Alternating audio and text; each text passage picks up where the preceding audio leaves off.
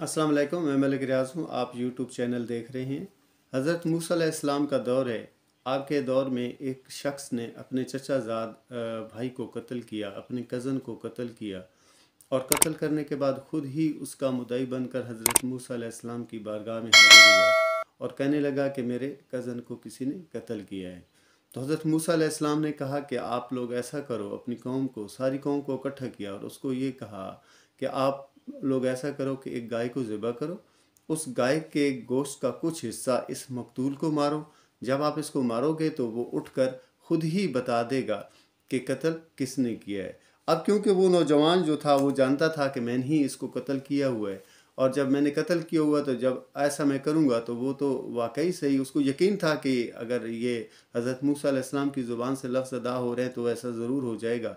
तो उसने एक अजीब सी बात कह दी। उसने कहा जी कि मूसा अलैहिस्सलाम, मैं आपके पास कत्ल का मुकदमा लेके आया हूँ, आप मेरे साथ अजीब मजाक करने लग गए हैं। ये क्या मंतक हुई कि हम जो है ना वो गाय को ज़िबा करें और उसके गोश्त का कुछ हिस्सा इसको मारें।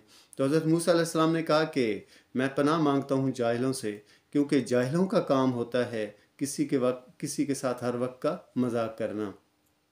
ये वाक़या पहले सिपारे में मौजूद है और ये आयत नंबर 66 से शुरू होता है ये वाक़या। तो हज़रत मूसा अलैहिस्सलाम ने जब उसको ये जवाब दिया तो ये काबिल गौर बात है कि हर वक्त का ठट्ठा करते रहना, हर वक्त किसी का मजाक उड़ाते रहना और किसी की दिल आज़ारियाँ करते रहना, ये जाहिलों का काम होता है, ये अक्लमंदों का काम नहीं होता। तो हर वक्त के इस तरह के मजाक से भी इज्तनाब करना चाहिए। तो चलते हैं जी आगे। तो उनकी कौम ने कहा हज़रत मूसा अलैहिस्सलाम से कि आप अपने अल्लाह से पूछ कर हमें बताएं कि वो गाय किस तरह की हो। ठीक है, ज़रा वज़ाहत से बताएं, हमें पता नहीं है कि कैसी गाय हमने ज़िबा करनी है।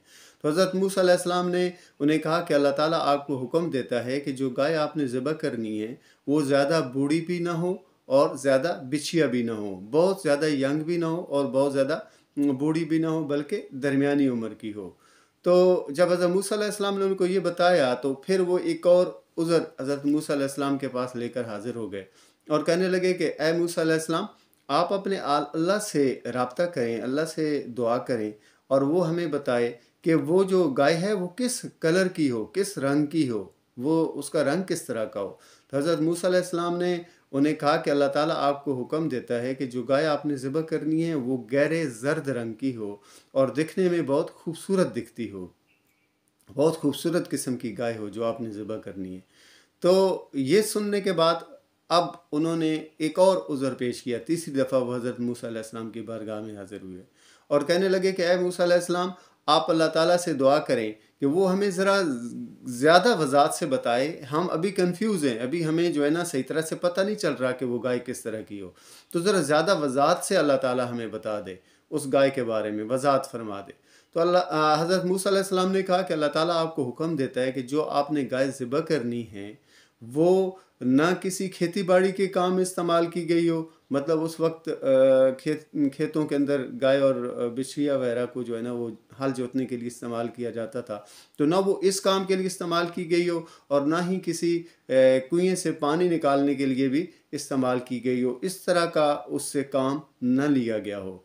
अब ये तीन उज़र पेश करने के बाद चौथा उनके पास कोई उज़र नहीं था, कोई बहाना नहीं था। तो इससे अगले जो इस सिलसिले का अगला मामलात हैं वो इंशाअल्लाह ताला मैं आपको अगले व्लॉग में बताऊंगा। ये बहुत ही इंटरेस्टिंग वाक़या है और इससे बहुत ज़्यादा सबक मिलता है कि कैसे हज़रत मूसा अलैहिस्सलाम की कौम अपने प्यारे पैगम्बर के फरमान से और उनके हुक्म से जो है ना वो रूगर्दानी करती रही है। आका करीम अलैहिस्सलाम की ज़ात पाक पर दुरूद व सलाम का नजराना पेश कर दीजिएगा। शुक्रिया।